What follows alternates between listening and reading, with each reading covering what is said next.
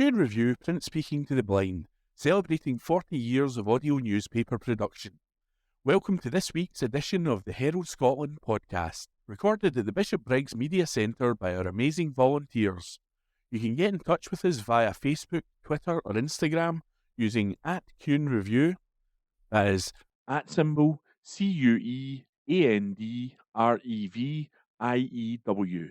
You can also contact us directly by emailing information@cunereview.com. That is INFORMATION @CuandReview.com, or by calling 0141 772 3976. That's 0141 772 3976. From the Herald Scotland, Thursday the 29th of February, from the sports section. Dundee team bus towed in Glasgow after Celtic hammering. Report by Ewan Payton. It was a bad night on and off the park for Dundee last night as they visited Glasgow.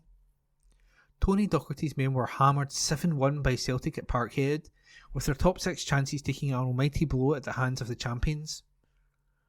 The Hoops cast aside their Premiership opponents in easy fashion, with Brendan Rodgers' side 6-0 up at half-time. The goals came from Cameron Carter-Vickers, Adam Ida, Matt O'Reilly, Dyson Maeda, Greg Taylor, Callum McGregor and Daniel Kelly. The Hoops remained 2 points behind Rangers despite the result after they staged a second half comeback in Kilmarnock to win 2-1. But the night didn't end there for Dundee, with their journey back up the A9 delayed after the team bus broke down. They didn't even make it out of the East End before the bus faltered, with photos emerging on social media of it being towed away on London Road. It's been claimed by users on X that the Celtic team bus had to drop off Celtic's players before returning to rescue them. Rodgers said it felt as though Celtic had rolled back the years to his first spell in charge of the club, with their mauling of Dundee, and he hopes it was the moment the synergy between himself, the team and the supporters was re-established. It felt more like when I was here the first time, that ruthless mentality of the team, simplicity of the game, and the football we played, Rodgers said.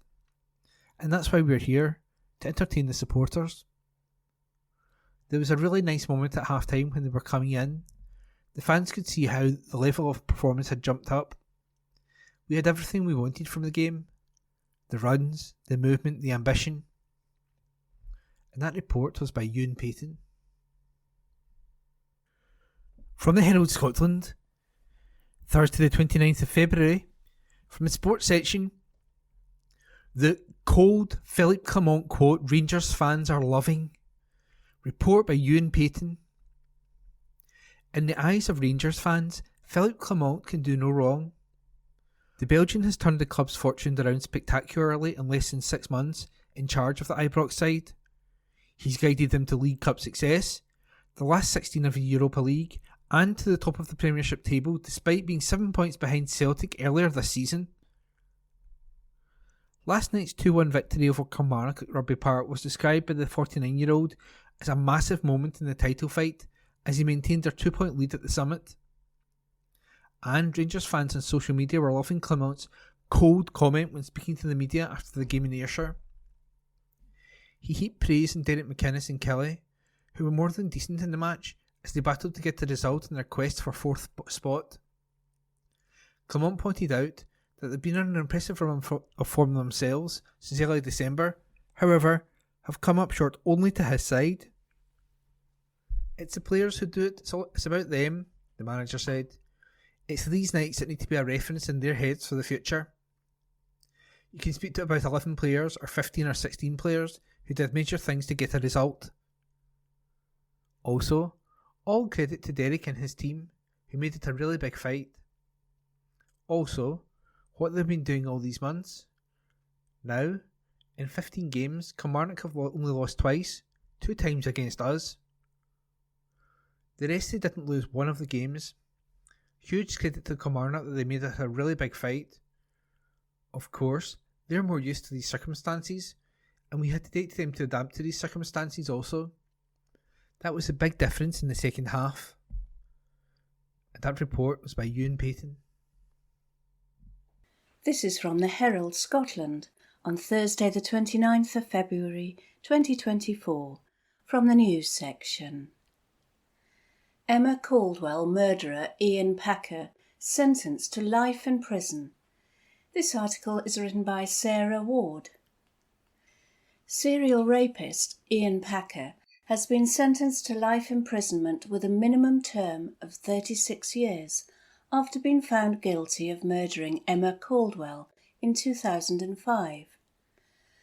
Packer, 51, was found guilty on Wednesday of murdering Miss Caldwell, 27, who went missing in Glasgow on April 4, 2005, and whose body was found in Limefield Woods near Roberton, South Lanarkshire, the following month. He was also convicted of 11 charges of rape against 9 women and 21 other offences over a period of 26 years, following a 6-week trial at the High Court in Glasgow. Police Scotland has apologised to the family of Miss Caldwell and his other victims for being let down by policing in 2005. Packer was first interviewed by police the month after Miss Caldwell's body was found. Following his conviction, Police Scotland Assistant Chief Constable Beck Smith said in a statement, "Emma Caldwell, her family and many other victims were let down by policing in 2005. For that we are sorry. A significant number of women and girls who showed remarkable courage to speak up at that time also did not get the justice and support they needed and deserved from Strathclyde Police." Miss Caldwell vanished days after telling her mother Margaret about her hopes to kick a heroin addiction, which began following a family bereavement in her early 20s. She came from a close-knit family and saw both parents twice a week and spoke to them daily, and was reported missing after she failed to respond to attempts by them to change a planned meeting. A dog walker found Miss Caldwell's body in Woodland with a garrote around her neck on May 8, 2005. During Packer's trial, the court heard a soil sample taken in 2021 from the site where Miss Caldwell's body was found was a 97% match with soil found in his blue work van, and Packer was charged by police in February 2022. Packer denied all the charges, accusing all the women of lying, but admitted during evidence that he indecently assaulted Miss Caldwell. He said he was ashamed of his actions towards her and described his behaviour towards another sex worker as being disgusting. But he denied murdering Miss Caldwell in his evidence, telling the court, "It wasn't me who killed her, it wasn't me, I didn't do anything to her." The trial heard evidence from multiple women about Packer's brutal attacks on them. Prosecutor Richard Goddard KC described Packer as a violent and obsessive user of sex workers with an unhealthy addiction to procuring their services. 2 charges of sex assault and 1 of indecent assault were found not proven. The jury took 4 days to return their verdict. That article was written by Sarah Ward. This is from the Herald Scotland on Thursday the 29th of February 2024 from the news section. Ferry fiasco costs staggering £1.3 million a week under ScotGov control. This exclusive article is written by Martin Williams. Scotland's ferry building fiasco has cost the public more than £1.3 million a week since the Scottish Government took control of the shipyard at the centre of the scandal just over 4 years ago, the Herald can reveal.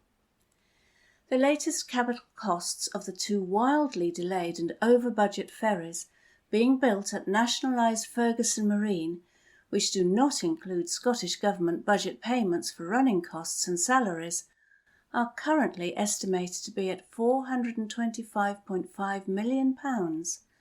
That's nearly 4.5 times the original £97 million contract cost. It can be revealed that the extra cost to complete the ferries since nationalisation has rocketed by £297.3 million. It has risen by a further £185 million since the Scottish Government appointed turnaround director Tim Hare estimated it would cost £112.3 million to finally complete Glen Sannox and Glen Rosa immediately after Ferguson Marine was nationalised in December 2019. Just over 2 years later, Ferguson Marine Chief Executive David Tidman, in his first analysis after taking over from Mr Hare on February 1, 2022, put the further post-nationalisation costs up by £8.2 million from the Tim Hare calculation at around £120.5 million. The soaring post-nationalisation costs have come after £128.25 million was ploughed into the project when the yard was under the leadership of tycoon Jim McColl. Since September last year, when it was estimated the extra post-nationalisation costs would be £269 million, it has gone up again by around £28 million. In his latest estimate, Mr Tidman has set a ceiling of £150 million for the delivery of Glen Rosa and believes Glen Sannox will be complete at around £147.3 million. He has stated he hopes to bring the cost of Glen Rosa down to below £140 million. The two ferries being built at Inverclyde Shipyard were due online in the first half of 2018, with one initially to serve Arran and the other to serve the Skye Triangle routes to North Uist and Harris, but are at least 6 years late. It has been confirmed that both are now to serve Arran. Glen Sannox was launched by Nicola Sturgeon nearly 7 years ago and is not expected to be ready for passengers till August at the earliest. Glen Rosa was meant to be delivered to Calmac in August 2018, but that is currently scheduled to be completed in May 2025, meaning it would be ready for passengers the following August. The dates of arrival and the costs have been in a constant state of flux, as their construction has been plagued by design challenges, cost overruns and delays. In the midst of the delays and soaring costs, Ferguson Marine, under the control of tycoon Jim McColl, fell into administration and was nationalised at the end of 2019, with state-owned ferry owners and procurers Caledonian Maritime Assets Limited, CMAL, and the yard's management blaming each other. A ferry user group official said that the extent of the issues with the ferries had been clearly underestimated from the first day of the Scottish Government takeover. The blame game on who was responsible is one thing, but the Scottish Government was supposed to turn this around, hence the turnaround director. But we have never come close to getting the costs or the dates of arrival for these ferries right, and it has been under Scottish Government control for over 4 years. The wanton mismanagement of this project remains something I can scarcely believe, and the costs are staggering. The new Wellbeing Economy Secretary has said that the latest cost increases and delays to delivery dates were extremely disappointing. Her predecessor, Neil Gray, had made similar comments on previous cost rises and repeated that further delays and cost increases would be inexcusable and profoundly frustrating. She is planning an urgent conversation with the chairman of Ferguson Marine, Andrew Miller, to agree next steps and set out my very clear expectations about future governance. Scottish Conservative Shadow Transport Minister Graham Simpson said the ferries have to be the worst value for money of anything in public procurement history. He added, a succession of SNP ministers has expressed disappointment with the cost increases, but they never act to stop it. There has been a blank cheque for these ferries since day one. The latest minister to be in charge of this scandal says the delays and cost increases are inexcusable. Fortunately for her, we appear to be near the end of the building of these two vessels, so she might be the lucky one to see them go into service. Mr. Tidman said in his latest update that there has been significant rework on Glen Sannox on what he called legacy issues and design and construction errors in the early stages. With pre-nationalisation Ferguson Marine and then since the Scottish Government took over. Among the issues with both vessels involved safety clearance failures last June, which led to a redesign and installation of new evacuation routes in order to satisfy the Maritime and Coast Guard Agency, MCA, which is responsible for implementing British and international maritime law and safety policy. Mr. Tidman admitted he knew about the problems within 3 months of him joining the firm in February 2022, but the issues did not become public knowledge until September 2023. The changes mean the two vessels will carry nearly 300 passengers fewer than contracted for to allow for improved passenger seating layouts. The two lifeline ferries, Glen Sannox and Glen Rosa, were both due to hold up to 1,000 passengers when they eventually come into service.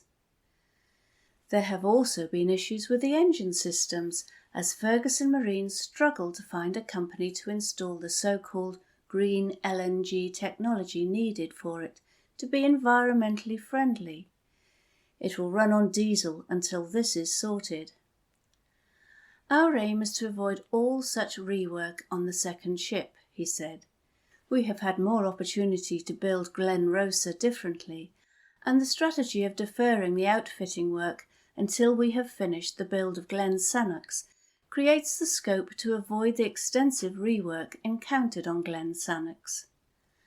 Consistently over the past 18 months, we have set out that Glen Sannox has been a complex design and engineering challenge, made harder by many legacy issues with the past, administration and pandemic impacts. We have also set out that Glen Rosa will be a delivery challenge, well planned, with contractors engaged and the opportunity to complete the build far more efficiently. That article was written by Martin Williams. This is from the Herald Scotland on Thursday the 29th of February 2024, from the news section. Radisson to launch UK hotel and service department concept in Glasgow. This article is written by Craig Williams. Multinational hospitality brand Radisson has announced Glasgow as the location for its first hotel and service departments in the UK. Located in the city centre and with a target opening date of 2027, it will be the first service department offering for the group in the UK. The brand new upscale development will consist of a combination of stylish contemporary standard and superior bedrooms, along with spacious luxury studio and one-bed apartments in the signature Radisson design, the hotel group notes. Plans also include for a high-end rooftop bar and lounge, providing panoramic views across the city and a stunning destination restaurant on the ground floor, as well as a gym and meeting space. The proposed site for the new property is at 90 to 96 Maxwell Street and 40 Fox Street, which is currently occupied by a dilapidated former warehouse building. Adela Christia, Vice President Business Development UK, Ireland and Nordics at Radisson Hotel Group, said, "This is an exciting time for Radisson Hotel Group. This is the first service department concept signing in the UK for us, and we are absolutely thrilled to showcase it in Glasgow." Radisson Hotel and Service Departments Glasgow will perfectly complement our award-winning Radisson Red, and Radisson Blu properties, both of which are established, great brand representations in this amazing city. This new development will provide more choice for guests, with a home-from-home experience within the luxury of a Radisson environment. Jay Singh, Director of Regent Property Glasgow, said, "We are delighted to work on this new venture with such a prestige brand by our side, and we look forward to making a significant contribution to the regeneration of the Clydeside and St Enoch area." That article was written by Craig Williams. These letters are from a selection in the Herald on Thursday, the 29th of February 2024. They are from the Voices section, and the headline for the first letter is, "Please stop the showboating." I write in total exasperation on reading and hearing on nearly every news outlet on a daily basis that our SNP leaders, ministers, MSPs and acolytes seem to be obsessed with matters happening everywhere else on the planet, except, it appears, in their own backyard.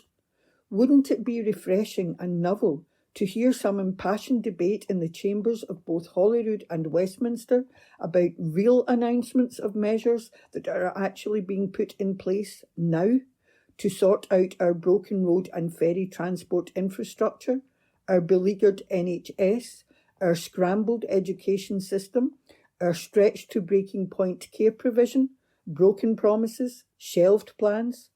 The fact is, our so-called politicians are way too busy showboating in the media or in public. They are keen to be seen championing causes and highlighting injustices that bear little or no relevance to the reality on the ground here, in their own backyard, Scotland. As citizens of this beleaguered country, we should be reminding these highly paid representatives of the people why they have been elected to their respective parliaments. They have been entrusted to govern this country, fight for the rights of our citizens and grow our economy and society in a practical and sustainable way. Enough of the faux outrage, the huffing and bluster and finger-pointing. Can we please have some adult, educated, literate government? And if you could manage to show us a new boat any time soon, that would be a bonus. Colin Allison, Blairgowrie. So, the SNP is spending more of the money which should be spent on Scottish needs in foreign aid, this time to Malawi. £500,000 to help charities tackle food insecurity, the Herald, February 24. They will receive a further £500,000, while we who pay taxes to this SNP government are getting less and less. While Malawi might need money, foreign aid is the role of the UK government. So the next time the SNP says it doesn't have enough money from the UK to fund schools, roads, education, health and the like, ask how much it gave away on foreign aid. Elizabeth Hands, Armadale. It's time they admitted defeat. Nothing in Scotland is working. From late ferries to violence in the classrooms and almost everything in between. The much-promised free school meals are now under financial threat too. The Scottish Government is not focused on any of its core responsibilities. As time passes, this appears to be because it is simply not capable. If the SNP Green Coalition really has Scotland's best interests at heart, it is now time to throw in the towel and let another party try. There is no shame in admitting defeat, but there is a great deal of shame in prolonging the agony for an entire country. Dr. Gerald Edwards, Glasgow. This article is from the Herald on Thursday, the 29th of February 2024. It is from the Voices section and the headline is Lee Anderson Row, Scots politicians can guard against racism, and it's written by Rebecca McQuillan. Suella Braverman, a former Tory Home Secretary, wrote an inflammatory article asserting without evidence that Islamists, extremists, and anti-Semites are in charge now. In the US, Liz Truss, a former Prime Minister, was interviewed by former Trump strategist Steve Bannon and stayed scandalously silent when he hailed British far-right figure Tommy Robinson as a hero. Lee Anderson MP, former Tory deputy chairman, gave vent to Islamophobia, claiming in a GB News interview that Islamists controlled the Muslim mayor of London, Sadiq Khan, and London itself. Then Paul Scully, a Tory MP, claimed parts of Tower Hamlets in London and Sparkhill in Birmingham had become no-go areas, which he retracted after a fierce rejection of his remarks from the communities in question. What has Rishi Sunak done about all this? Much less than you'd expect.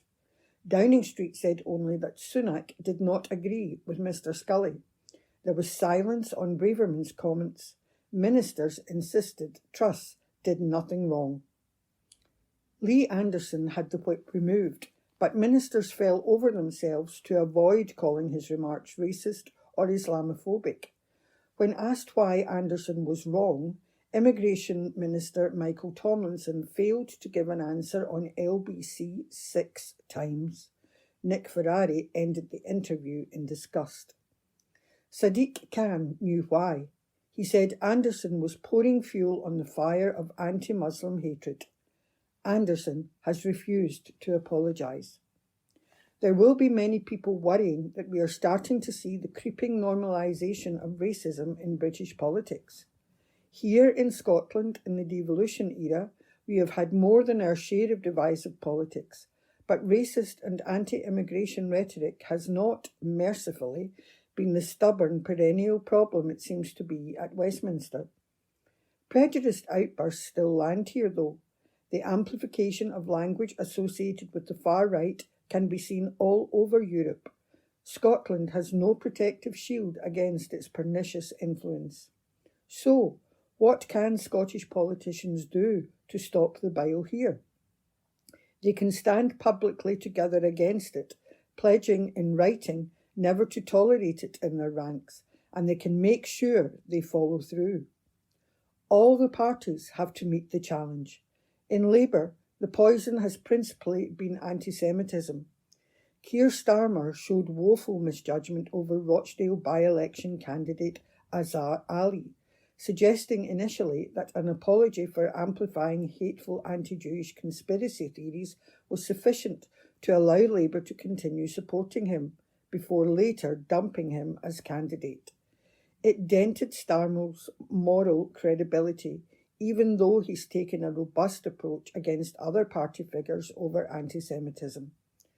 To keep the hatred out of politics, political leaders have to be decisive, firm, and consistent, because out there, away from the broadcast studios, real people are paying the price. Dr. Mohammed Andries is chair of the Muslim Council of Scotland. He says that when politicians make divisive remarks about Muslims or Muslim communities, a wave of fear goes across the country. They create stress among Muslims, particularly school children and university students who are most affected by social media. For elders in the Muslim community, he says, it sparks deep anxiety about whether certain politicians have an agenda to kick Muslims out. I expect politicians to lead their communities. With comments like this, they are instigating hatred, he says. Islamophobic incidents since October have reached 3 times the level they did in the same 4 months the year before. That comes alongside a huge spike in anti-Semitic attacks, which hit a record high in the UK in 2023. Many Jews report feeling fearful. In Scotland, reported attacks doubled compared to 2022. The Hamas atrocities of October 7 and subsequent war in Gaza may be principally responsible, but politicians' words do their own damage. Hard-right politicians like Anderson like to claim they are speaking for real people, implying their views are the majority view, but that's demonstrably untrue. Nassar Mir is Professor of Social and Political Sciences at Glasgow University. He points to the evidence. They are speaking to a base, but it is smaller than they claim. For example, in UK-wide polling in 2018 by Survation, the majority of the UK-wide samples asked saw no issue and were comfortable with Muslims as their neighbours, 79%, colleagues, 86%, and their children's friends, 82%, as well as if Muslims were in senior positions of responsibility in society. While there is a generational feature to this, with older people being less comfortable and younger people being more so, it's obviously not the case that Islamophobic politicians speak for the majority in any sense of the word. Yet the politicians who would fan division are tireless. This is alarming for black and minority ethnic communities in Scotland. Colin Clark, Professor of Sociology and Social Policy at the University of the West of Scotland and board member of the Coalition for Racial Equality and Rights, says we are quite complacent about racism in Scotland. Ours is a nation often characterised as welcoming, but surveys of racism tell a different story. On the ground, that might mean graffiti on religious buildings, bricks through windows, or being subjected to hateful abuse on the bus. We can at least be glad that Scottish politicians have generally avoided fanning the flames. There has overall been a positive consensus in Holyrood about diversity. And of course, the country's two most high-profile politicians currently being Muslims, Humza Yousaf and Anas Sarwar, is a positive distinction for Scotland.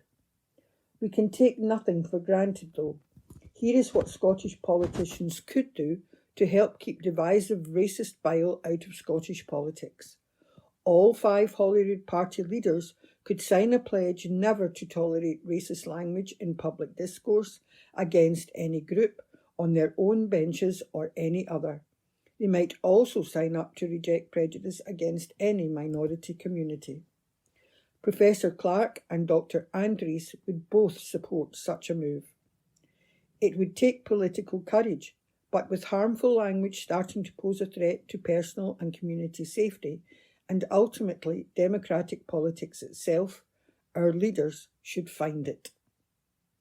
That report was by Rebecca McQuillan. This is from the Herald Scotland on Friday, the 1st of March 2024. From the news section. Ministers break key pledge as fuel poverty levels hit 12-year high. Exclusive by Martin Williams, senior news reporter. Ministers have come under fire for failing to fulfil pledges to eradicate fuel poverty after it hit a 12-year high, with over 1 in 3 now affected despite government moves to support the most vulnerable in the cost of living crisis. Scottish Government modelling under the Ofgem energy price cap, seen by the Herald, estimates that from January to March 2024, there will be around 840,000 households in Scotland suffering from fuel poverty. That's around 34% of households. It comes as ministers set the seal on the cancellation of the £30 million Fuel Insecurity Fund, which was last year described by First Minister Humza Yousaf MSP as a vital lifeline for thousands of struggling households. The Scottish Government set a target that in the year 2040, no more than 5% of households would be in fuel poverty. It came after a previous pledge was made to ensure that by November 2016, so far as is reasonably practicable, people are not living in fuel poverty in Scotland. Fuel poverty relates to households that must spend a high proportion of their household income to keep their home at a reasonable temperature. It is affected by 3 key factors: a household's income, their fuel costs, and their energy consumption, which in turn is affected by the energy efficiency of the home.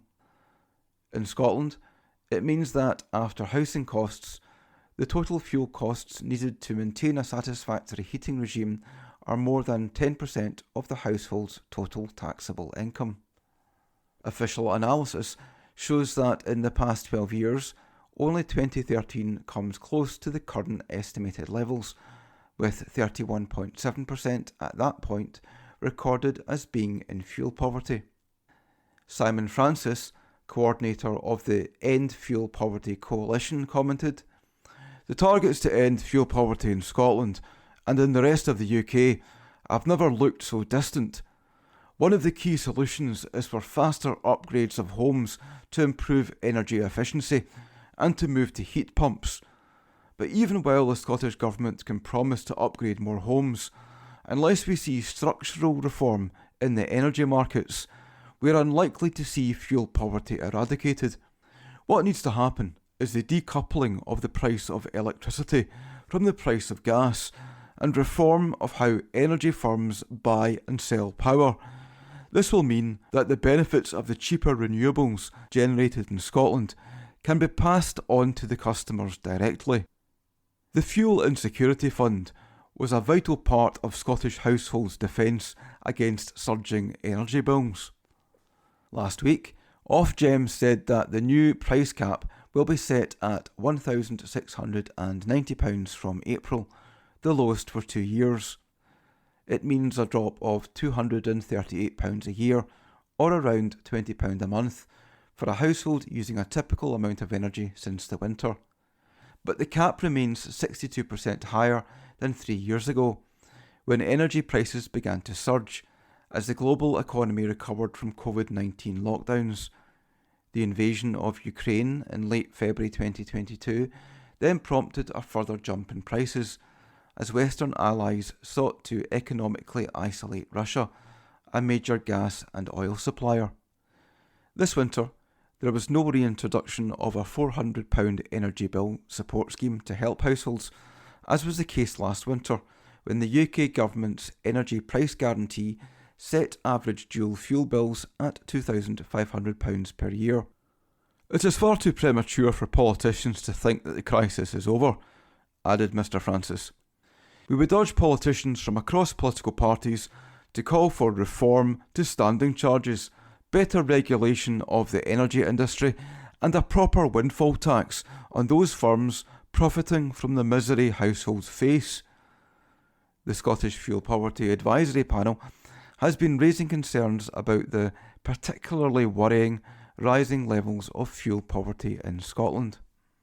The panel, which oversees the Scottish Government's progress in its strategy for tackling fuel poverty and acts as a statutory consultee, told ministers that it was hard to see where the Scottish Government budget, with the cut to the Fuel Insecurity Fund (FIF), leaves the statutory fuel poverty targets. Since it was set up in 2020, the fund has provided £9 million in heating grants to those struggling with bills, paid for 81,000 top-up vouchers for prepayment meters, and supported 55,000 tenants through a social landlord scheme. In March last year, the First Minister announced a commitment to double the FIF from £10 million to £20 million and triple it to £30 million for 2023-24. When he assumed office in March this year, the First Minister made a strong commitment to reducing fuel poverty, saying, "In a country as energy-rich as Scotland, we should not have people living in fuel poverty. It is, of course, only as a result of the UK Government's mismanagement of the economy and the cost of living crisis that we are having to take this action. This Scottish Government will always put the interests of the people of Scotland first." The panel have been urging ministers to provide even a slimmed-down FIF in 2024-25 to avoid a cliff edge for the people who currently rely on support. It said the FIF has and does provide vital support for fuel-poor people who are amongst the most vulnerable living in Scotland. The panel had been concerned over the extreme fuel poverty rate from March, which estimates there were 739,500 households in extreme fuel poverty, around 29% of homes. That's a rise from 12.4% in 2019. The panel said that there was a stark contrast in the current extreme fuel poverty rate and the targets that have been set. Its pre-winter analysis stated that it is concerned that Ofgem's price cap calculation does not adequately recognise costs, either of heating a home with electricity or the average costs for those who rely on unregulated fuels. It said it therefore fails to recognise the fuel cost consumption for those living off gas grid. A UK government study shows the areas that have the highest concentrations of homeowners that are off the gas grid are in Orkney, 100% or 11,000 homes, Shetland, 100% or 11,000 homes, Western Isles, 88% or 13,000 homes, Highland, 61% or 74,000 homes, and Argyll and Bute, 56% or 27,000 homes. Energy Minister Gillian Martin said, "These findings highlight the real challenges faced by homeowners from increased energy prices, the most important factor behind fuel poverty. I welcome the continued improvement in the energy efficiency of our building stock, although we need to do more to meet our climate targets and eliminate energy efficiency as a driver of fuel poverty.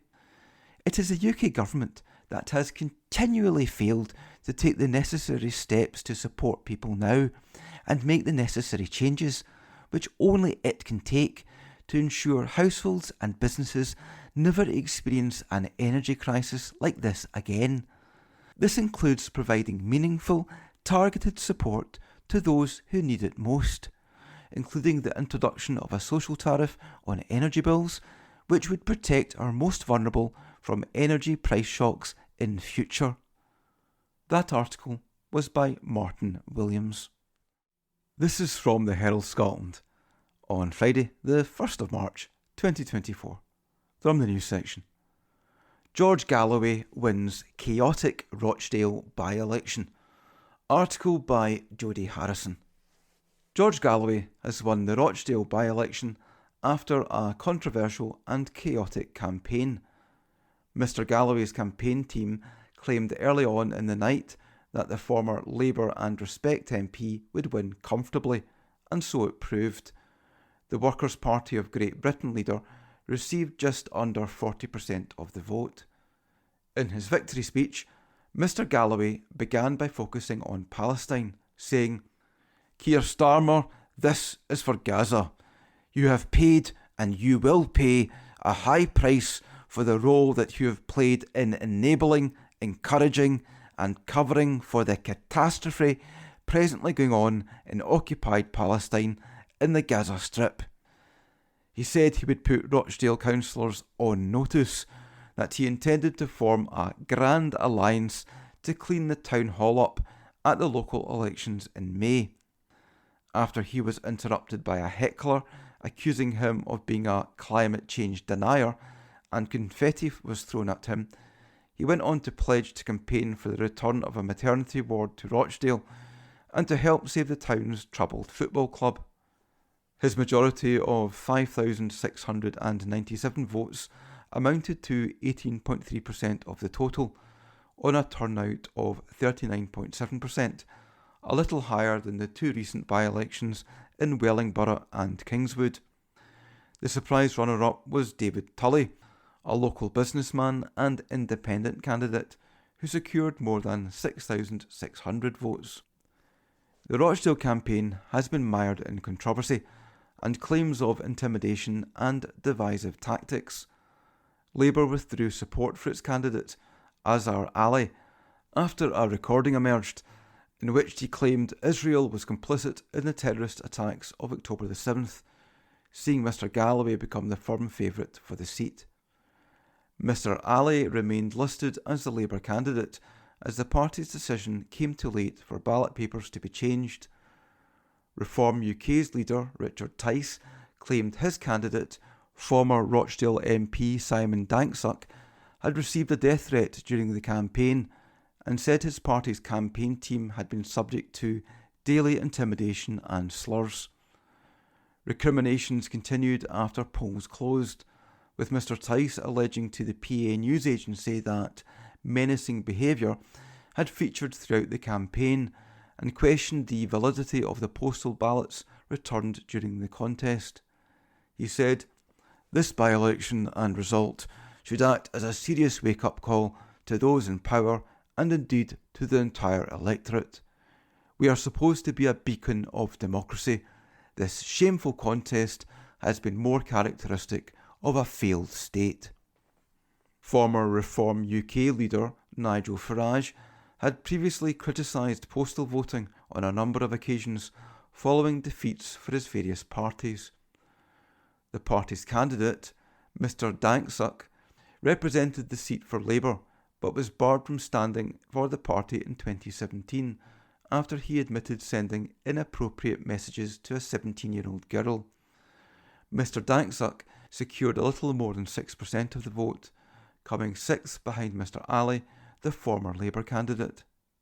Independent candidate William Howarth agreed with Mr Tice that there had been an element of intimidation during the campaign, but Mr Galloway denied his supporters had engaged in any intimidation and claimed on Sky News that Mr Tice had invited him to be a Reform UK candidate in a recent by-election. He added that he hoped he would be introduced to the Commons by Conservative former Minister Sir David Davis and the former Labour leader and now Independent MP Jeremy Corbyn. A spokesperson for the charity Campaign Against Anti-Semitism said, "George Galloway has an atrocious record of baiting the Jewish community." They added, "Given his historic inflammatory rhetoric and the current situation faced by the Jewish community in this country, we are extremely concerned about how he may use the platform of the House of Commons in the remaining months of this Parliament." That article was by Jodie Harrison. This is from the Herald Scotland on Friday, the 1st of March 2024. From the news section. Scottish Conservative Conference kicks off with attack on Greens. Article by Jodie Harrison. Humza Yousaf is being challenged to end the SNP's power sharing agreement with the Scottish Greens at Holyrood, with the Tory deputy leader in Scotland insisting the two Green ministers need to be kicked out of government. A deal struck by former First Minister Nicola Sturgeon led to Scottish Green co-leaders Patrick Harvie and Lorna Slater becoming ministers. But Megan Gallagher will use her speech to her party's conference on Friday to demand that arrangements with the extreme Greens be brought to an end. She will tell the conference, taking place in Aberdeen, that the Bute House agreement between the two parties needs ripped up. Ms Gallagher will insist Patrick Harvie and Lorna Slater need to be kicked out of government. The Greens need to be sent back to the extreme fringes of our politics where they belong. Her comments come after veteran MSP Fergus Ewing, who has been suspended by the SNP for voting against Ms Slater in a no-confidence vote, also called on the First Minister to put the agreement with the Greens to a fresh vote within the party. Former SNP leadership candidate Kate Forbes has also called for the deal to be ended. And Miss Gallagher will say, "It is past time that Humza Yousaf listened to the growing calls across Scotland and even within his own party." She will tell Conservatives, "We know that the Greens are anti-business, anti-growth and anti-common sense. Whether it is the deposit return scheme or the gender recognition reform bill, they have no clue what people's priorities are. They are bad news for Scotland, and it's time for the Bute House agreement to end. It's not working." As well as attacking the Scottish Greens, Miss Gallagher will also blast the SNP, saying their political obsession with independence means they have no vision when it comes to the health service, education or the economy. She will say, "This is a government that exists for one goal and one goal only, breaking up our country." Miss Gallagher will state, "Scotland's NHS is suffering, as are our schools, economy, roads and justice system. Yet the SNP have no vision, no plan for any of them. The only plans they have produced are plans for their political obsession. In less than 2 years, the SNP have set out 10 plans for an independent Scotland. They are not worth the paper they are written on." But Green North East Scotland MSP Maggie Chapman said the Tories must apologise for the human cost and the pain they have inflicted. Ms Chapman, her party's economy spokesperson at Holyrood, said, "The Tory conference will be an exercise in denial and a celebration of policies that have plunged so many people and families into poverty. They have given us a Brexit that they all know is a disaster, costing jobs, hiking prices and curbing our rights to live and travel in 27 other countries. They have given us the car crash of Trussonomics, which we are all still paying for, and they have given us a cost of living crisis, with bills and inflation hugely outstripping wages. If they have any contrition or dignity, then they must open with a full and frank apology for the human cost and the pain they have inflicted." An SNP spokesperson said, "Scotland has paid a heavy price for 14 years of Tory chaos. Liz Truss's disastrous mini-budget to a Brexit we didn't vote for and hardline austerity policies that target the most vulnerable, the people of Scotland are forced to deal with the consequences of Tory incompetence. No wonder a poll out today shows the Tories are set for their record lowest vote share at the next election, while the SNP continues to command trust with Scottish voters. Voters have the opportunity to make Scotland Tory-free at the upcoming election by voting SNP and securing a brighter future with independence." The Scottish Government has also been contacted for comment. That article was by Jodie Harrison. The Herald on the 1st of March and the Voices section. Free university tuition in Scotland must not disappear, by Ian McConnell. The issue of free university tuition for people living in Scotland, which never seems that far from the headlines, was thrust into the spotlight again this week. It was raised by First Minister Humza Yousaf in the wake of comments from Michael Mara at the recent Scottish Labour conference in Glasgow. Labour MSP Mr Mara declared, "We are not talking about tuition fees, but we were talking about having to find a new formula, a new way of addressing that system." Pressed on what that would look like during a fringe event organised by the University of Dundee, he said, "There's lots of models across Europe. So there's post hoc in terms of after the event, things that we had previously, whether it be graduate taxes, whether it be endowments." Mr Yousaf declared this week the pro-Brexit Labour Party has failed Scotland's young people, where still senior Labour figures in Holyrood hinted last week at the introduction of backdoor tuition fees in Scotland. Let me be clear, the SNP will always fight to protect Scotland's values and ensure that education will always be free in Scotland. From the perspective of the Scottish economy, this categorical statement from the First Minister was heartening, and Mr Mara's comments was somewhat alarming. There's no doubt that the issue of free university tuition for people in Scotland for their first degree has been something of a political hot potato since devolution. However, all too often the broader economic implications of free university tuition, or what its abolition would mean, are lost in the political cut and thrust. Scotland, as well as the UK as a whole and many other countries, makes much of its ambitions to drive economic growth partly on the back of a highly skilled workforce. There was always much hand-wringing over productivity. To say that free university tuition is not sustainable is quite simply wrong. The Scottish Government does not have huge powers when it comes to the public finances, but it is clear from what we have seen already that free university tuition is most definitely a choice that can be made. Many who do not like Scotland's greater income tax burden for higher earners ask what people get in return for this compared with other parts of the UK. Free university tuition is one very valuable extra thing. Furthermore, if Mr Mara wants to talk about Europe, he might want to reflect on the existence of free university tuition in many other European countries. He could start by looking at the Nordic region, then move south, and consider the situation in the likes of the public universities of Germany and Greece. Much was made recently of a cutting of funded university places for people in Scotland by the Scottish Government. This was a newsworthy event, but what may have been lost on many people who read only the top lines is the context that this related to the removal of extra places that were put in place amid the coronavirus pandemic.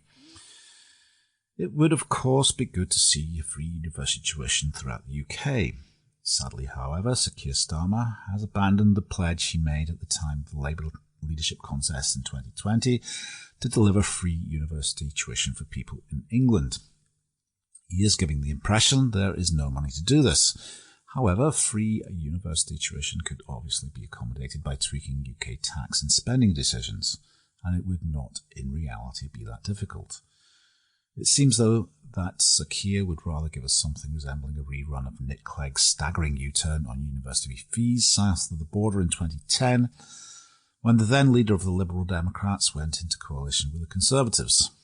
People in Scotland who would like to see the nation's economy become ever more skills-based, with greater value-added activity, increased productivity, and a consequent boost to living standards, should surely support free university tuition.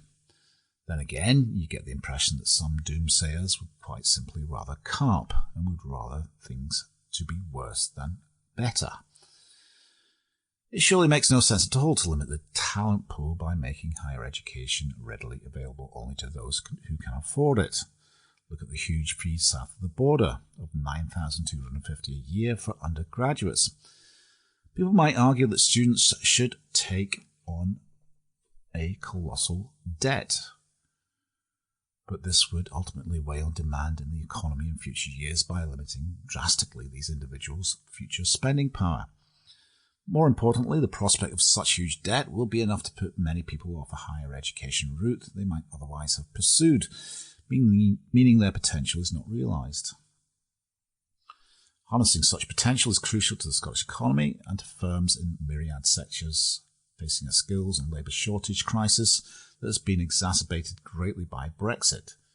Scotland faces a major demographic challenge in terms of the trend in its working age population, so it needs all the skilled workers it can get.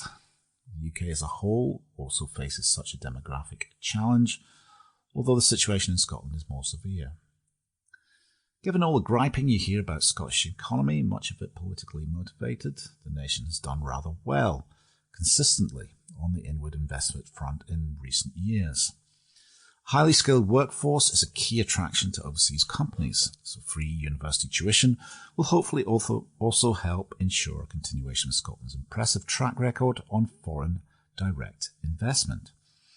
And many of those people in Scotland who benefit from free university tuition and go on to build highly successful careers will stay here and make a very important contribution to the tax base, not from some kind of graduate tax, that is indeed akin to backdoor tuition fees, but through normal income tax.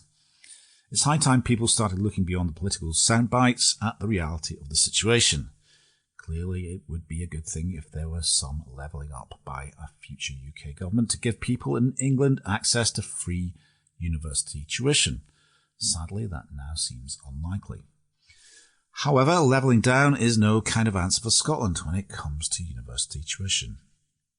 And that was by Ian McConnell. Herald on the 1st of March and the Voices section.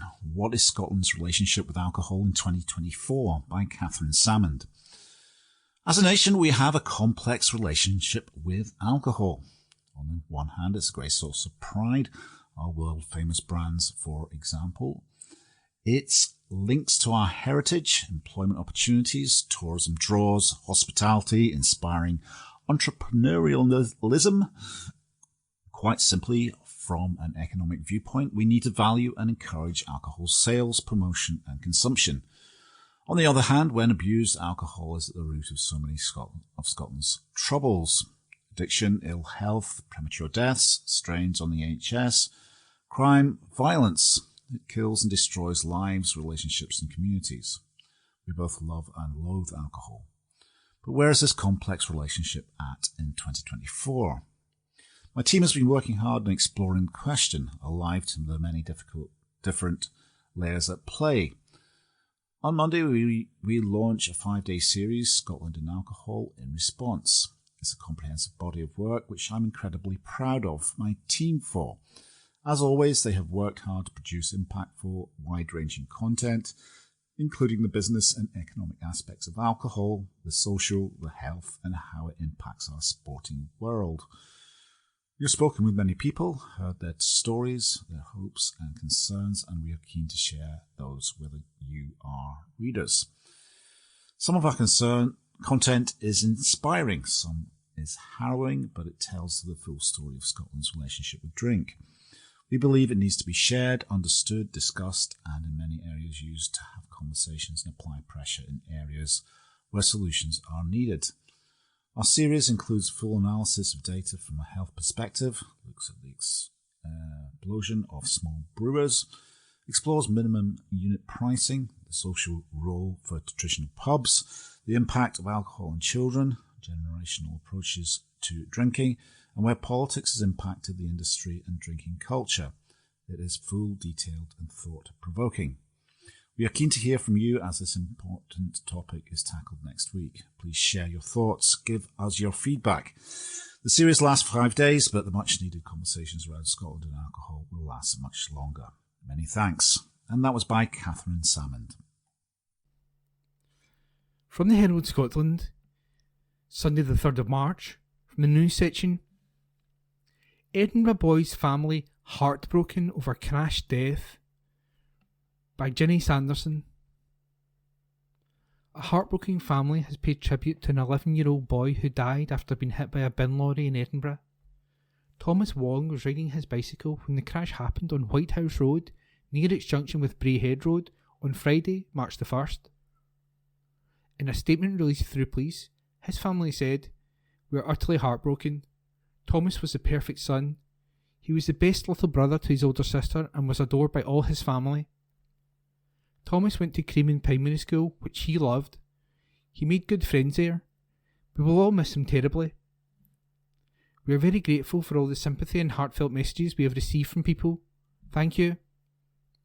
Thomas was described by his school community as a kind and friendly boy who was always smiling.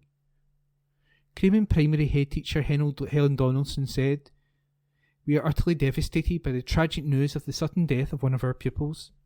Our thoughts are with his family and friends during this incredibly difficult time. He was always smiling. He was a positive, friendly and curious member of our school community. He was kind and always eager to support others and will be greatly missed by all of us." Thomas died at the scene of the collision, which happened at about 8:20 a.m, police said. A report will be submitted to the Procurator Fiscal. Inspector Andrew Thompson of Police Scotland's Road Policing Unit said, "Our thoughts are very much with Thomas's family and friends. Specially trained officers are supporting the family at this time. We are continuing with our inquiries to establish the full circumstances of the incident and would appeal to anyone who may have information and has not yet contacted police to get in touch with officers. I would also be keen to speak to anyone who may have dashcam or private CCTV footage from the area. Anyone who can help is asked to call Police Scotland on 101, quoting incident number 0578 of Friday, March the 1st, 2024, and that report was by Ginny Sanderson." From the Herald Scotland, Monday the 4th of March, from the news section. Glasgow East Women's Aid closes permanently following strike. Report by Katrina Stewart. A domestic abuse charity has said it is deeply saddened to announce it is closing following troubled recent months that saw staff walk out over bullying claims. Glasgow East Women's Aid announced on its website that it is to close permanently and will be working with outside organisations as it winds down. Based in the Easterhouse area of the city, the charity has run long-established services for women and children fleeing domestic abuse, but last year, its main office closed for more than 6 weeks following the mass suspension of staff. When 5 staff were then dismissed during a ballot period for strike action, Unite the Union launched legal action against the charity. In a statement, Glasgow East Women's Aid said, "We are deeply saddened by the closure of the organisation. Our priority at this difficult time is to ensure that women and children currently supported by Glasgow East Women's Aid continue to receive the help and support they need, and those who may need support in the future know where to turn. We will continue to liaise with partners, including the regulator, Care Inspectorate, funders and the Council throughout this difficult time. In October last year, more than a dozen whistleblowers at the Women's Aid charity were suspended after making claims of bullying in the workplace. Members of Unite lodged a motion of no confidence in the board and management, and there was a mass suspension of staff. A spokesperson for the GAWA board said, however, that all service users were still being supported and services, rather than staff, had been suspended and were on full pay. This led to a ballot of industrial action, and Unite General Secretary Sharon Graham said at the time whistleblowing staff had been victimised. The 13 Unite members who were suspended were women and children support workers who provide services for women and children fleeing and experiencing domestic abuse in Greater Easterhouse, one of Scotland's most economically deprived communities. And that report was by Katrina Stewart. From the Herald Scotland, Monday the 4th of March, from the news section, SNP insist ousting Trident not an obstacle to Indie Scotland in NATO. Report by Tom Gordon.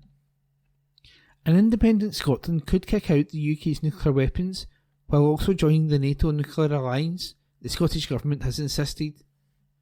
Ministers said they would remove the missiles in the safest and most expeditious manner possible following independence. The Scotland and Union group accused the SNP of peddling contradictions and nonsense. In a new paper on ending the Union, SNP ministers said removing the Trident deterrent from Faslane Naval Base on the Clyde would not prevent Scotland joining NATO. It said only a minority of NATO's 31 member countries, the USA, France and the UK, had nuclear weapons, and so an independent Scotland would be similar to most of the rest. But there is no alternative berth for the submarines based at Faslane, with an equivalent of the nearby Coalport weapons store, a feature which makes the location unique in the UK. The SNP's critics say it is far-fetched to think that NATO would welcome a new member proposing to undermine the nuclear capability of one of its linchpin founders. The 11th in the Building a New Scotland series, the paper states, this Scottish Government would make it a cornerstone of defence policy that an independent Scotland would only participate in overseas military operations that are lawful, approved by Scottish ministers and authorised by the Scottish Parliament. Furthermore, nuclear weapons should be removed from Scotland in the safest and most expeditious manner possible following independence. Neither of these proposals would prevent Scotland's ability to act in self-defence or join NATO. This Scottish Government does not regard the removal of nuclear weapons from Scottish soil as an obstacle to independent Scotland's aims of gaining membership of NATO. Only a minority of NATO members host nuclear weapons. An independent Scotland's position would therefore be similar to the approach of most NATO member countries, which neither possess nor host nuclear weapons. Finland's accession to NATO in April 2023 highlighted that hosting nuclear weapons is not a precondition for membership. The paper, An Independent Scotland's Place in the World, also looked at how Scotland could join the United Nations and European Union after a vote for independence. Other areas covered include establishing a dedicated diplomatic network to promote and protect Scottish interests, provide consular support for Scottish citizens, and promote the country as a hub for innovation, trade and investment. The paper also signals a commitment to meet the UN's target of 0.7% of gross national income, GNI, on overseas development aid to help the world's poorest countries, as well as the establishment of new armed forces, informed by an expert-led defence and security review, with a modern contract for personnel and strong support for veterans. Constitution Secretary Angus Robertson said, Scotland is already making a contribution on the world stage where we can to address global poverty, the climate and biodiversity crises, and threats to human rights. But, because we are not independent, Scotland has been forced into Brexit and contributing towards billions of pounds being spent on nuclear weapons. If Scotland had full participation in multilateral bodies, such as the UN, we could ensure our voices heard on critical global issues, such as on the Israel-Gaza conflict. Full representation within associations like the UN and EU would also enable us to negotiate directly to become party to international treaties, conventions and agreements that reflect Scotland's values and ambitions as a good global citizen. These associations and the benefits they would bring, such as regained access to the world's largest single market and freedom of movement within the EU, would also bring opportunities overseas and at home, helping to develop a competitive economy and support education, skills and jobs, with our strengths in our culture and innovation industries, as well as renewable energy. He went on, our proposals also make clear that the armed forces of an independent Scotland, supported by a modern contract for personnel and strong support for veterans, would play their part to defend our national interests and contribute to global peace and security, given our strategic position in the North Atlantic. Ultimately, independence would enable Scotland to determine the kind of state it wants to be on the world stage. We firmly believe that the challenges of the 21st century are best faced through more, not less, cooperation, and I look forward to engaging with as many people as possible on the opportunities highlighted in this paper as we look to Scotland's future. And that report was by political editor Tom Gordon. This is from the Herald Scotland on Monday the 4th of March 2024. From Voices section. George Galloway. Common stage set for Maverick MP's return. Article by Alison Rowett, senior politics and features writer. I wonder if George Galloway will remember to pack his P45 and passport. Having been elected to Parliament 7 times now, the new MP for Rochdale probably knows the drill for entering the House of Commons better than some of the officials who run the place.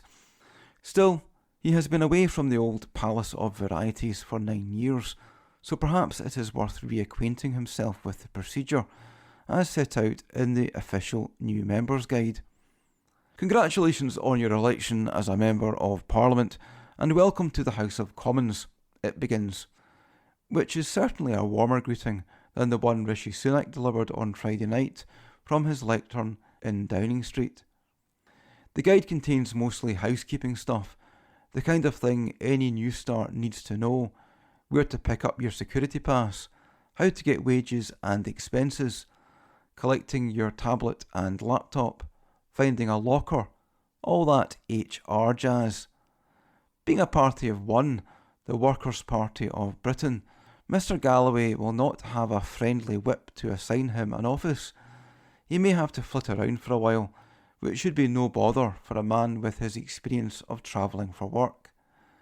He can rest assured, though, that the Rolls-Royce operation that is the House of Commons already has him on the system. The Parliament website has been updated to provide a full rundown of his parliamentary career to date. It's all there for any of his constituents to see: Rochdale, Bradford West, Bethnal Green and Bow, Glasgow Kelvin, elected 2 times, Glasgow Hillhead, elected 2 times for the Workers' Party of Britain, Respect Party, Independent Labour and Labour respectively. What do we reckon? Think he'll slip into the Commons quietly, keeping a low profile for a while, stay off the radar while he susses out the lie of the land? Probably not. He has already promised to enter the chamber of the House of Commons like a tornado and shake the walls for Gaza. All sorts of intriguing details remain to be sorted out, including who he will ask to introduce him in the chamber and where he will sit. I can't see Lib Dem or SNP MPs willingly budging along to accommodate him. How soon will he pop up at Prime Minister's questions? What will the younger MPs make of the 69-year-old new kid on the block? However Galloway plays it, his arrival will be an event, which is just as well, since what was supposed to be the week's other Dear Diary moment, the budget on Wednesday, was yesterday shaping up to be a damp squib. The final budget in what is widely expected to be an election year was not supposed to be like this. When the Prime Minister and his Chancellor replaced the disastrous Truss-Kwarteng combo last October, the two men made a virtue of how boring politics was going to be from now on. But come the new year, Jeremy Hunt began presenting himself as a Chancellor from the same mould as the tax-slashing Nigel Lawson. Hunt's stock with the Tory right increased, as did expectations of a pre-election giveaway. Adding to Tory MPs' excitement was a forecast from the Independent Office for Budget Responsibility in November, telling the Chancellor he would have £30 billion to spend. It was no longer a question of whether income tax and national insurance would be cut, but how far would the Chancellor and Prime Minister, another Lawson night, dare to go? Talk about tempting fate. Hunt learned from the OBR on Friday night that the forecast had been revised and his room for manoeuvre was more like £12.5 billion. That would explain the downbeat coverage of the spring budget in yesterday's papers, and the Chancellor's demeanour as he toured the Sunday politics programmes. Gone was the talk of a tax-cutting budget to be replaced by a prudent and responsible budget for long-term growth. Either Mr Hunt should be in the running for a Best Actor Oscar, or he is talking down expectations of his budget. But is he doing so because he has nothing to pull out of his hat? Or is he planning a surprise raid on one of the few revenue-raising measures Labour has left, abolishing the non-dom tax status? Mr Hunt has not been in favour of this in the past, arguing that it will encourage the rich to relocate and pay their taxes elsewhere. But he would not be the first Chancellor to change his mind and cite changing circumstances in his defence. Then again, he told BBC One's Sunday with Laura Kuenssberg that the public sees through gimmicks and there would be none in his budget. Labour could initially crow about the theft of its non-dom policy, but it would leave an incoming Starmer government with a huge black hole in its finances. Labour has been counting on the measure to raise in the region of £2 billion. Rachel Reeves, the Shadow Chancellor, said the party would revisit our plans if the Tories pinched the policy. But it is hard to see where else the money could come from, so determined have Starmer and Reeves been to cut spending commitments to the bone. Anyway, the Chancellor slices and dices it on Wednesday. His budget will leave Labour with a problem. There are no pots of gold left. Remember that infamous jokey note a Labour minister left for his Tory successor? Dear Chief Secretary, I'm afraid there is no money. Hunt might want to start working on a variation of that. Hunt left himself wriggle room yesterday in saying that whatever else the budget did, it would show a path towards a lower tax economy. Hardly the most inspiring promise ever set before voters, but at least it hints at a country that is moving forward. Labour, in contrast, is giving the impression that the best it can do in what will be a tough few years ahead is just hold the line. That in turn will have an impact on Scottish Labour's showing at the next Scottish Parliament elections. The first years of a Starmer government were meant to be a showcase for Scottish voters, a chance to see what they too could have if they upended the status quo. Promising more of the same, or worse, is not going to inspire anyone, voter or MSP. The Chancellor's downplaying of expectations, should that turn out to be the case, fits with the times. Suddenly, the long slog to the election seems even longer. That article was by Alison Rowett. The Herald on the 5th of March and the news section. Scotland in a grip of housing emergency, industry experts warn, by Jodie Harrison. Scotland's housing professionals have declared the country is in the grip of a housing emergency ahead of delegates coming together for a two-day conference in Glasgow this week. The Chartered Institute of Housing, CIH Scotland, will set out its thinking during this year's Scotland Housing Festival, which starts at the SEC Glasgow on Tuesday. The organisation will discuss housing shortages during the Assembly and call for actions from both the UK and Scottish governments to address what it sees as a worsening situation across the country. It comes after three local authorities, Argyll and Bute, Edinburgh and Glasgow, declared housing emergencies in their respective areas last year, with more councils expected to follow shortly. Last week it was reported that the Scottish Government had reduced the affordable housing supply budget by £196 million, with new homeless figures suggesting more than 30,000 people currently have nowhere permanent to live. CIH Scotland's declaration of a housing emergency is expected to be discussed during the opening session of the two-day festival, which will bring together hundreds of housing professionals, speakers and exhibitors to talk about the latest issues and challenges facing the sector. The second day of the conference will start with a breakfast general election hustings session, giving delegates the chance to hear the priorities of each of the 5 main political parties and ask questions, followed by a discussion around housing legislation and another question and answer session.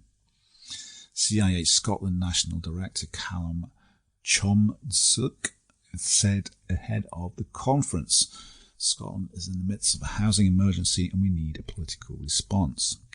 We want to see the UK budget on Thursday provide increased spending, increased capital spending and clarity over future financial transaction allocations, which would mean more funding could be provided for affordable housing in the coming year. However, we also want to see the Scottish Government prioritise delivery and building of affordable housing. We want to see the affordable housing budget front-loaded so social landlords can keep building, as it is always going to be cheaper to build today than it is tomorrow." The Scottish budget last week fell far short of what the sector has been asking for, but it is never too late to invest in people, invest in communities and invest in social housing. We need an emergency plan and funding for delivering the social homes in Scotland needs. The Scottish Government spokesperson said the survey of a small number of landlords is at odds with what the latest Scottish Landlord Register data show, where the number of registered properties for rent in Scotland between August 2022, 339,632, and January 2024, 345,374 has increased by 1.7%. Private renting is also a very dynamic sector and has always been characterised by some landlords leaving and others entering. Our emergency legislation has protected tenants at a time when private rents have been rising steeply across the UK.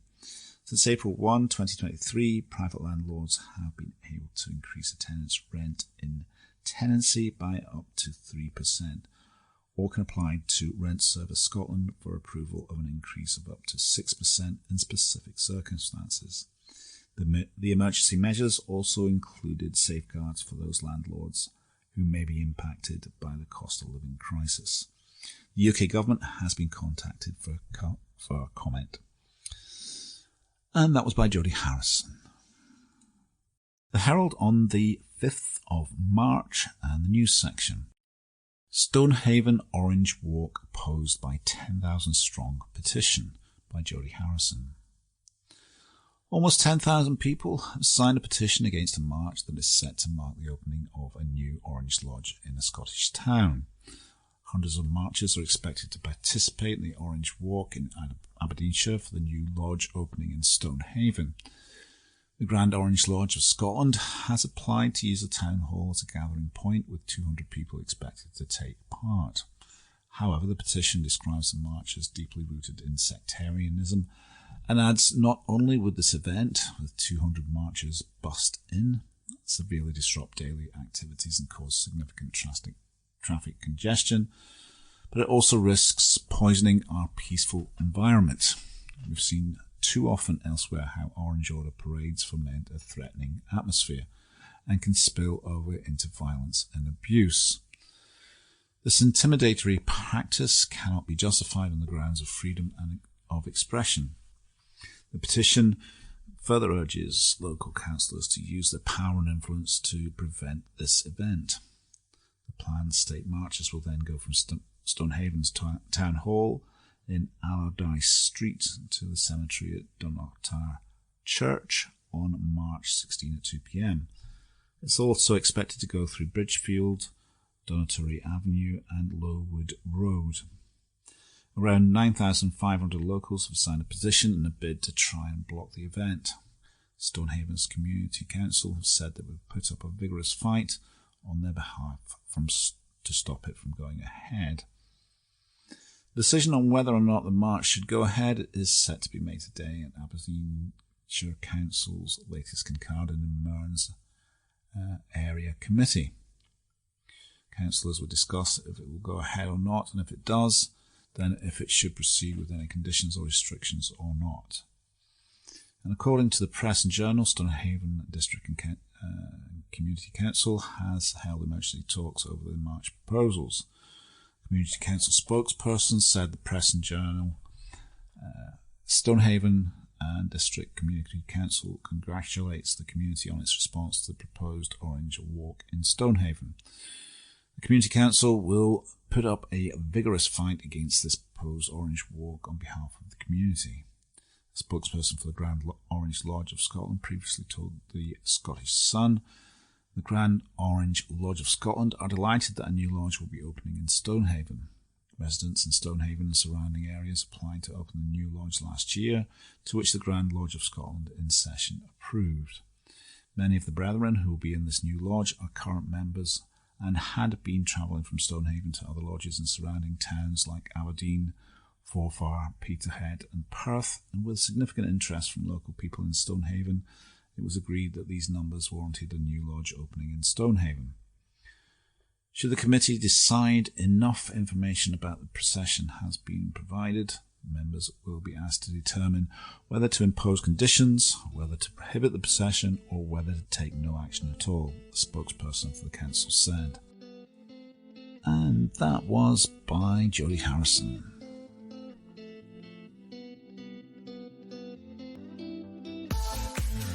That concludes this week's edition of the Herald Scotland podcast.